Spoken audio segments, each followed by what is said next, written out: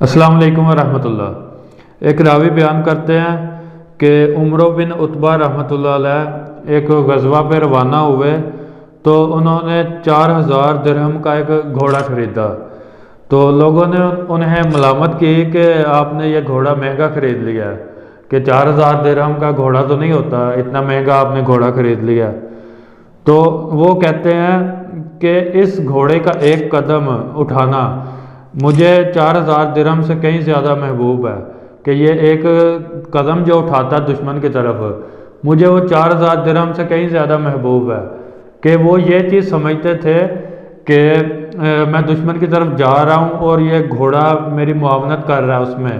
تو اس کا جو ایک قدم ہے مجھے دشمن کی طرف لے کے جا رہا ہے اور میری مدد کرے گا وہاں جنگ کرنے کے لیے۔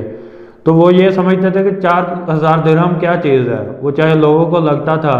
کہ یہ بہت زیادہ قیمت انہوں نے دے دی ہے، لیکن وہ یہ سمجھتے تھے کہ یہ تو کوئی چیز ہی نہیں ہے، کیونکہ ان کا جہاد کے لیے اتنا شوق تھا، اتنا ان کا جذبہ تھا۔ کیونکہ جیسے کہا جاتا ہے نا، شوق کا کوئی مول نہیں،